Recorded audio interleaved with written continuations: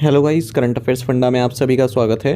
मैं हूं आपके साथ अभिषेक शर्मा और आज के इस वीडियो सेशन में हम 28 अप्रैल तक के सभी इंपॉर्टेंट करंट अफेयर्स कवर करने वाले हैं। हमेशा की तरह आप इस वीडियो को अंत तक जरूर देखिएगा। आज भी आपको काफ़ी कुछ जानने के लिए मिलेगा। सेशन की शुरुआत करने से पहले आप सभी को बताना चाहूँगा, यदि आप हमारे daily current affairs PDF, weekly PDF, monthly PDF और हर महीने के banking and economic awareness PDF चाहते हैं तो करंट अफेयर्स फंडा का 1 ईयर मेंबरशिप प्लान आप ज्वाइन कर सकते हैं, जिसका लिंक आपको वीडियो के डिस्क्रिप्शन में या फिर फर्स्ट कमेंट में मिल जाएगा। आपको बता दें, इस 1 ईयर मेंबरशिप प्लान के तहत जितना भी हमारा पीडीएफ कंटेंट है वो हम आपको 1 साल तक के लिए प्रोवाइड कराते हैं, जिसे आप डाउनलोड कर सकते हैं, प्रिंट आउट भी निकलवा सकते हैं। इसके लिए चाहे तो आप करंट अफेयर्स फंडा ऐप को यूज़ कर सकते हैं या फिर अपने लैपटॉप या सिस्टम की मदद से वेब लॉगिन भी कर सकते हैं। कोई भी आपका एग्जाम हो, बैंकिंग, एसएससी, रेलवे या फिर स्टेट पीसीएस, जहाँ पर भी जनरल अवेयरनेस या करंट अफेयर्स पूछे जाते हैं, सभी एग्जाम्स के लिए हमारे पीडीएफ कंटेंट काफ़ी यूज़फुल है। दूसरा कोर्स हमारा बैंकिंग अवेयरनेस का है। कंप्लीट बैंकिंग अवेयरनेस हमने आपको इसमें पढ़ाया है। न केवल आपके बैंकिंग मेंस एग्जाम, बल्कि अगर आप बैंक के इंटरव्यू देते हैं, जैसे IBPS PO, SBI PO, RRB PO या फिर RBI ग्रेड बी, यहाँ पर इंटरव्यू में जो आपसे बैंकिंग अवेयरनेस पूछी जाती है, बैंकिंग नॉलेज पूछी जाती है, वो भी आपकी इस कोर्स से पूरी हो जाएगी। साथ ही साथ SSC, रेलवे, स्टेट पीसीएस जैसे एग्जाम्स में इंडियन इकोनॉमी के की कंसेप्ट्स पर जो क्वेश्चंस पूछे जाते हैं, जीटी पर क्वेश्चन कई बार पूछे जाते हैं, 5 ईयर प्लान पर अब तक क्वेश्चन पूछे जा रहे हैं, और नीति आयोग पर, पॉवर्टी पर, types of inflation, types of unemployment, capital market, money market और इंश्योरेंस सेक्टर से संबंधित जो एग्ज़ाम्स होते हैं उनके लिए मेटल भी इसमें मिल रहा है। RBI, SIDBI, SEBI, NABARD, types of bank, सब कंसेप्ट इसमें कवर किए गए हैं। Different types of economic curves, financial terms, economic terms और जो स्कीम्स हैं इंडियन इकोनॉमिक्स से संबंधित, सब इसमें कवर की गई हैं। डेमो वीडियो लेक्चर्स और डेमो पीडीएफ्स भी अवेलेबल हैं करंट अफेयर्स फंडा ऐप पर। उन्हें अगर आप पहले देख लेंगे तो इनसे आपको एक आइडिया लग जाएगा किस तरह कंटेंट हमने आपको इन कोर्सेज में प्रोवाइड कराया है। तो ये दोनों ही कोर्सेज सेपरेट हैं। जैसे करंट अफेयर्स का कोर्स अलग आपको बाय करना होगा और बैंकिंग अवेयरनेस का अलग बाय करना होगा। दोनों ही कोर्सेज़ की वैलिडिटी 1 साल की है और करंट अफेयर्स फंडा ऐप पर आपको मिलेंगे। ऐप का लिंक वीडियो के डिस्क्रिप्शन में या फिर फर्स्ट कमेंट में दिया गया है, वहाँ पर आप क्लिक करके ऐप इंस्टॉल कीजिए, लॉगिन कीजिए और कोर्स आप बाय कर सकते हैं। फिर भी कोई डाउट अगर आपका रह जाता है तो हमारा कस्टमर केयर नंबर है 8448169188। इस पर आप कॉल कर सकते हैं या फिर व्हाट्सएप करके भी जानकारी प्राप्त कर सकते हैं। तो बिना किसी देरी के शुरुआत करेंगे आज की इस वीडियो सेशन की। सबसे पहले क्वेश्चन ऑफ द डे देखेंगे, जिसका आंसर आपको अभी कमेंट बॉक्स में करना है। पूछना है कि कीतम पक्षी अभ्यारण्य कहाँ है, वेयर इज कीतम बर्ड सेंचुरी। ऑप्शन हैं सिक्किम, उड़ीसा, छत्तीसगढ़ या फिर वेस्ट बंगाल। जल्दी से आंसर कर दीजिए, फिर हम आगे बढ़ते हैं। और इसी तरह के क्वेश्चन यदि आप प्रैक्टिस करना चाहते हैं तो हमें टेलीग्राम पर जरूर ज्वाइन करें। करंट अफेयर्स फंडा नाम से हमारा टेलीग्राम चैनल है।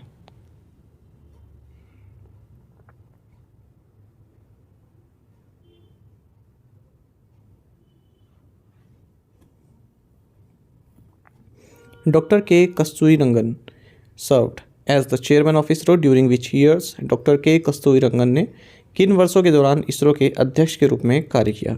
ऑप्शंस आपके सामने हैं। सही आंसर ऑप्शन बी है 1994 टू 2003। तो इसरो के फॉर्मर चेयरमैन रहे हैं डॉक्टर के कस्तूरीरंगन। इनका निधन हो गया है बेंगलुरु में। 84 साल के थे ये।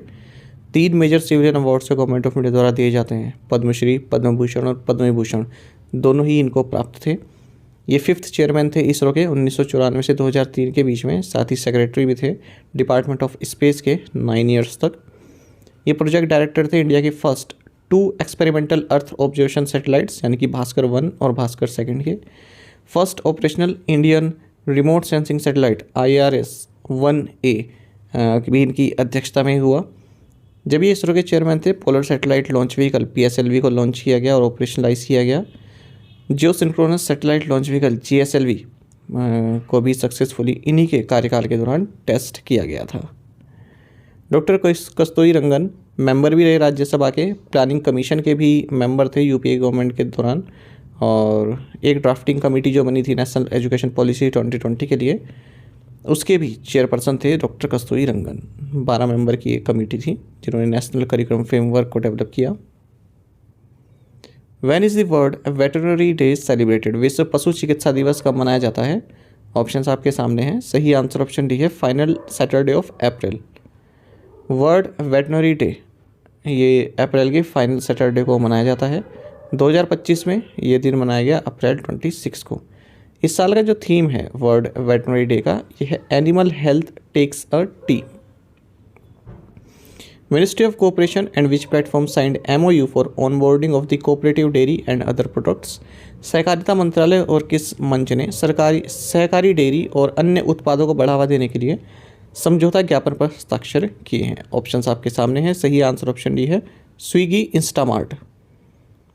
Secretary ministry of cooperation doctor Ashish Kumar Bhutani, इन्होंने हाल ही में एक मेमोरेंडम ऑफ अंडरस्टैंडिंग साइन किया है मिनिस्ट्री ऑफ कोऑपरेशन की तरफ से स्विगी इंस्टामार्ट के साथ, जिसके तहत जो कोऑपरेटिव डेयरी के प्रोडक्ट्स हैं उनको स्विगी इंस्टामार्ट के जरिए मार्केट में उतारा जाएगा। The signing of MOU will facilitate cooperatives to connect to a new age customers through new age technologies. After the MOU, the products under Bharat Organics and other cooperative dairy products will be available on e-commerce and Q-commerce platform of Swiggy. Who attended the funeral mass of His Holiness Pope Francis on behalf of India? Bharat की ओर से pope Francis के अंतिम संस्कार में कौन शामिल हुआ? सही आंसर ऑप्शन डी है Droupadi Murmu. President of India Shrimati Droupadi Murmu, इन्होंने जो फ्यूनरल मास है पोप फ्रांसिस की जो अंतिम यात्रा है उसमें पार्टिसिपेट किया है Saint Peter's Square Vatican City में। पोप फ्रांसिस, इनका नाम जॉर्ज मारियो बर्गोग्लियो था और ये कैथोलिक चर्च के हेड थे वेटिकन सिटी स्टेट 2013 से 2025 के बीच में। फर्स्ट जेसूट पोप थे, फर्स्ट पोप थे अमेरिका से और सदर्न हेमिस्फेयर से, और पहले पोप थे जो यूरोप के बाहर पैदा हुए हैं, पले बड़े हैं। ठीक है, 8th century Syrian pope Gregory third के बाद। Which Bengaluru based startup has been selected to build India's first indigenous AI large language model LLM? Bharat का पहला स्वदेशी AI वृहद भाषा मॉडल बनाने के लिए किस बेंगलुरु स्थित स्टार्टअप का चयन किया गया है? ऑप्शंस आपके सामने हैं। सही आंसर ऑप्शन सी है सर्वम। गवर्नमेंट ने बेंगलुरु बेस्ड स्टार्टअप सर्वम को चुना है हमारे देश का जो first indigenous artificial intelligence large language model है उसको बनाने के लिए, जिस तरह से चाइना का है डीप सीक, इस तरह से द स्टार्टअप इसको गवर्नमेंट की ओर से सपोर्ट प्राप्त होगा, चाहे कंप्यूट रिसोर्सेज के टर्म्स में हो या फिर फाइनेंशियल सपोर्ट हो। Sarvam is the first startup to get approved for shops under India's ambitious ₹10,370 crore India AI mission to build this model. तो भारत का जो इंडिया AI मिशन है 10,370 करोड़ रुपए का, तो उसी के तहत ये लार्ज लैंग्वेज मॉडल बनाया जाएगा, जैसे चैट GPT है, डीप सीक हो गया, ये सभी। कोपायलट है माइक्रोसॉफ्ट का। Under which country's presidency was the BRICS labour and employment ministers meeting 2025 held? BRICS श्रम और रोजगार मंत्रियों की बैठक 2025 किस देश की अध्यक्षता में आयोजित की गई? ऑप्शंस आपके सामने है। सही आंसर ऑप्शन सी है Brazil. Union minister of state for labour and employment Sushri Subha Karandlaje, इन्होंने इंडियन डेलीगेशन को लीड किया है BRICS labour and employment ministers meeting में, जो कि ब्राज़ील की प्रेसिडेंसी में हुआ है ब्राज़ीलिया में। इस मीटिंग में जो है, इस मीटिंग का जो स्लोगन था वो था strengthening the cooperation of the global south for more inclusive and sustainable governance, और इसमें ब्राज़ीलिया डिक्लेरेशन को एडॉप्ट किया गया है 2 थीम पर। एक तो artificial intelligence and the future of work, दूसरा है the impacts of climate change on the world of work and a just transition. Where was the India audio summit and awards 2025 held? भारत ऑडियो शिखर सम्मेलन और पुरस्कार 2025 कहाँ आयोजित किया गया? ऑप्शंस आपके सामने हैं। सही आंसर ऑप्शन बी है मुंबई। आकाशवाणी को 6 अवार्ड्स मिले अलग अलग कैटेगरीज में India audio summit and awards 2025 के दौरान। ये 3rd एडिशन था इन अवार्ड्स का, और इसमें जो radio and audio content production है उनको अवार्ड दिए जाते हैं, और मुंबई में हुआ ये। अगर हम कुछ फेमस अवार्ड की देखें तो former union minister Smriti Irani का जो प्रोग्राम रहा नई सोच नई कहानी और radio journal with Smriti Irani, इसे series of the year on radio चुना गया। The second edition of Sufalam 2025 was inaugurated in collaboration with which institution? Sufalam 2025 के दूसरे संस्करण का उद्घाटन किस संस्थान के सहयोग से किया गया? ऑप्शंस आपके सामने हैं। सही आंसर ऑप्शन सी है NIF टेम कुंडली। Ministry of food processing industries ने NIF TEM कुंडली सोनीपत हरियाणा के साथ मिलकर सुफलाम 2025 के 2nd एडिशन को इनोग्रेट किया है इस इंस्टीट्यूट के कैंपस में ही। सुफलाम मतलब startup forum for aspiring leaders and mentors. तो 2 दिन की एक कॉन्क्लेव रही, जो भी इंडिया के जो फूड प्रोसेसिंग सिस्टम से संबंधित जो स्टार्टअप्स हैं तो उनकी एक गैदरिंग रही है। तो वहाँ पर इनोवेशन, एंटरप्रेन्योरशिप और कोलैबोरेशन से संबंधित चर्चाएँ हुई। NIFTEM का मतलब है national institute of food technology, entrepreneurship and management. कुंडली एक जगह है सोनीपत हरियाणा में, यहाँ पर हुई है summit. Which bank has been penalised ₹63.60 lakh by the Reserve Bank of India. Bharatiya Reserve Bank ने किस बैंक पर 63.60 लाख रुपए का जुर्माना लगाया है। ऑप्शन आपके सामने है, सही आंसर ऑप्शन डी है Indian overseas bank. Reserve Bank of India ने 63.60 लाख रुपए की मॉनेटरी पेनल्टी लगाई है इंडियन ओवरसीज बैंक पर, क्योंकि इन्होंने RBI के जो डायरेक्शंस हैं, credit flow to agriculture, collateral free agriculture loans and lending to micro small and medium enterprise sector का अनुपालन नहीं किया है। RBI ने मॉनेटरी पेनल्टी लगाई है 1,61,40,000 की इंडियन बैंक पर भी। इन्होंने ये जो RBI के डायरेक्शंस हैं, interest rate on advances, Kisan credit card scheme, lending to MSME sector, इनका अनुपालन नहीं किया है। RBI ने 71.30 लाख रुपए की मॉनेटरी पेनल्टी लगाई है Mahindra and Mahindra financial services limited पर भी, क्योंकि इन्होंने RBI के जो डायरेक्शंस हैं NBFC system important non deposit taking company, deposit taking company direction 2016, reserve Bank of India direction 2016 का अनुपालन नहीं किया है। What is the name of the new computer chip launched by Google. Google द्वारा launch की गई नई कंप्यूटर चिप का नाम क्या है। ऑप्शंस आपके सामने है, सही आंसर ऑप्शन बी है आयरन वुड। हाल ही में गूगल ने एक नई कंप्यूटर चिप लॉन्च की है जिसका नाम है आयरन वुड। ये कंपनी की 7th जनरेशन TPU यानी कि टेंसर प्रोसेसिंग यूनिट है, जिसको आर्टिफिशियल इंटेलिजेंस मॉडल्स को रन कराने के लिए बनाया गया है। प्रोसेसिंग यूनिट्स हार्डवेयर यूनिट्स ही होती हैं जिन्हें जो कंप्यूटर का ब्रेन कहलाती हैं। CPU जनरल पर्पस प्रोसेसर होता है जो अलग अलग टास्क को हैंडल करता है। अब TPU की बात करें, ये भी एक एप्लीकेशन स्पेसिफिक इंटीग्रेटेड सर्किट है और जो नैरो इंटेंडेड टास्क होते हैं उनको परफॉर्म करने के लिए बनाया गया है। इसको सबसे पहले गूगल द्वारा 2015 में यूज़ किया गया था। They are engineer to handle tensor, a generic name for the data structure used for machine learning operations. They enable fast training of AI models. How many operational national waterways were there in India by the end of financial year 2024-25। वित्त वर्ष 2024-25 के अंत तक भारत में कितने परिचालन राष्ट्रीय राजमार्ग हैं। ऑप्शन आपके सामने हैं, सही आंसर ऑप्शन सी है 29। देखिए, इंडिया का जो इनलैंड वाटर ट्रांसपोर्ट सेक्टर है उसने एक मेजर अचीवमेंट हासिल की है। Inland waterways authority of India ने रिकॉर्ड ब्रेकिंग कार्गो मूवमेंट हासिल किया है फिजिकल 2024-25 में, और ये कार्गो मूवमेंट रहा 135.5 मिलियन टन्स का। मतलब वाटरवेज के जरिए इतना सामान लोड किया गया। Number of operational national waterways 24 से बढ़कर 29 हो गए हैं इस पीरियड में। कार्गो ट्रैफिक जो नेशनल वाटरवेज पर रहा ये भी बढ़ चुका है, 18.10 मिलियन मैट्रिक टन्स से बढ़कर 145.5 मिलियन मैट्रिक टन पहुंच गया है 25 में, फाइनेंशियल ईयर 2025 में। यानी कि अगर हम देखें जो कंपाउंड एनुअल ग्रोथ रेट है वो 20.86% की रही है। ट्रैफिक मूवमेंट में भी 9.34% का ईयर ऑन ईयर ग्रोथ देखने को मिली है। Inland waterways authority of India ने जो नंबर ऑफ नेशनल वाटरवेज है उनको 5 से बढ़ाकर 111 कर दिया है नेशनल वाटरवेज एक्ट 2016 के तहत। जो ऑपरेशनल लेंथ है नेशनल वाटरवेज की ये भी 2716 किलोमीटर से बढ़कर 4894 किलोमीटर हो गई है। जो ये inland waterways authority of India है इसका मकसद है जो फ्रेट मूवमेंट है इनलैंड वाटरवेज टर्मिनल के जरिए वो 2% से बढ़कर 5% हो जाए और 200 मिलियन मैट्रिक टन्स तक हम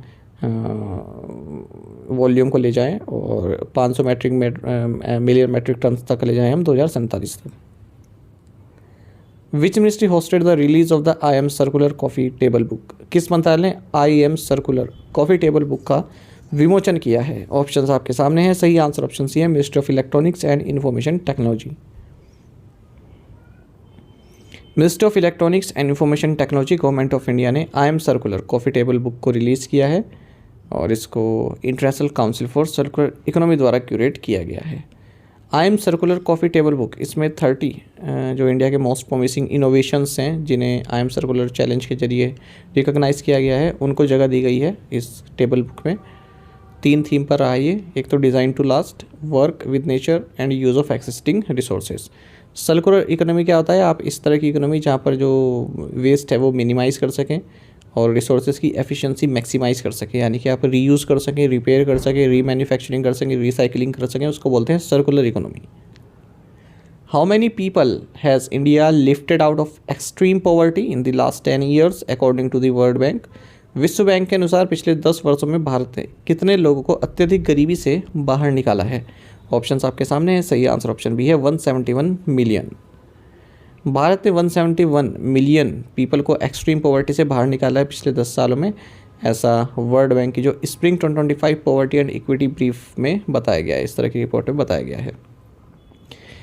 अच्छा, ऐसे लोग जो 2.15 यूएस डॉलर्स अ डे से कम की जीविका में रह रहे थे, ठीक है, उसमें भी गिरावट देखने मिली है। 2011-12 में 16.2% ऐसे लोग थे, वहीं 2022-23 में केवल 2.3% ऐसे लोग थे।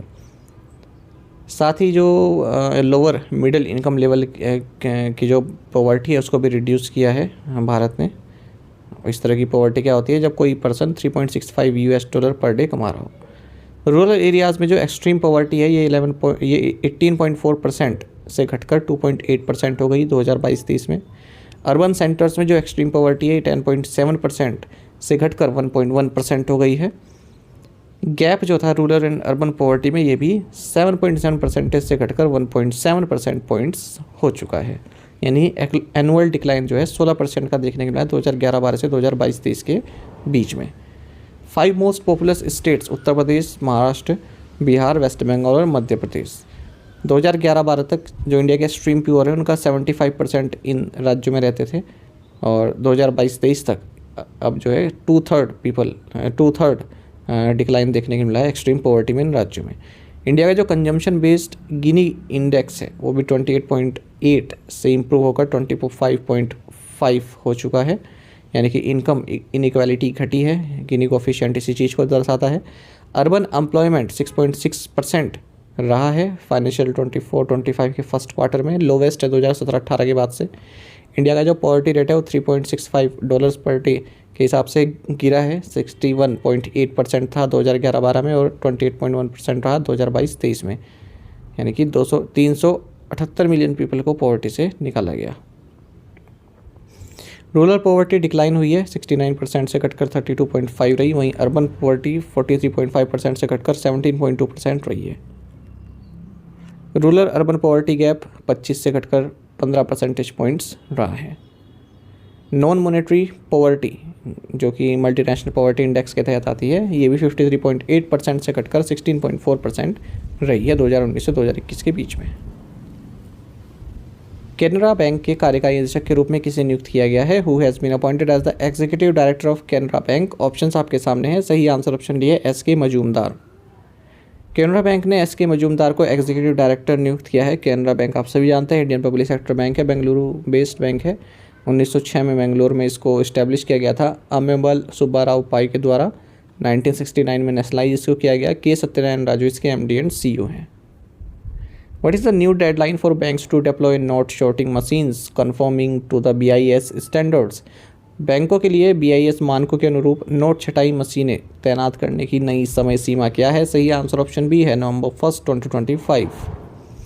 रिजर्व बैंक ऑफ इंडिया ने जो टाइमलाइन है जिसके तहत जो बैंक्स को नोट शॉर्टिंग मशीन्स मॉडल्स जो नए मॉडल्स हैं उनको अपने पास लागू करना है, मतलब जो bureau of Indian standards BIS के मानकों पर खरा उतरती हैं इस तरह की मशीन्स को यूज़ करना है, तो उसकी टाइमलाइन बढ़ा दी है, अब 1 नवंबर 2025 कर दी है।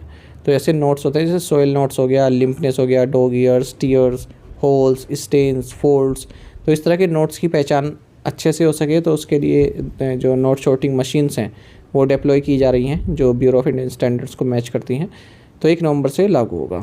अक्टूबर 2024 में RBI ने कहा था कि 1 मई 2025 से बैंक को इस तरह की मशीन्स डिप्लॉय करनी होगी, पर अब 1 नवंबर कर दिया है। टू द पॉइंट क्वेश्चंस, उनके आंसर्स देखेंगे। When is the world penguin day celebrated? 25 April. When is the world design day celebrated? April 27। Who is the author of the chief minister and the spy? Amarjeet Singh दौलत। Global Trading Rating Agency CRISIL projected India's GDP to grow by 6.5% in fiscal 2026. 26 people were killed in one of the most brutal terrorist attacks in Jammu and Kashmir. Which district of J&K did this happen in? Answer is Anantnag. To the point questions देखेंगे, इनके answer आपको अभी करने हैं comment box में। Where is Baisaran valley? Who is current chief of the army staff of Pakistan Army? When is the World Day for Safety and Health at Work celebrated? Which bank deployed Grahak Mitras to boost alternate banking channel adoption? Union Ministry of Health and Family Welfare has launched the Fire Safety Week from this to this April 2025.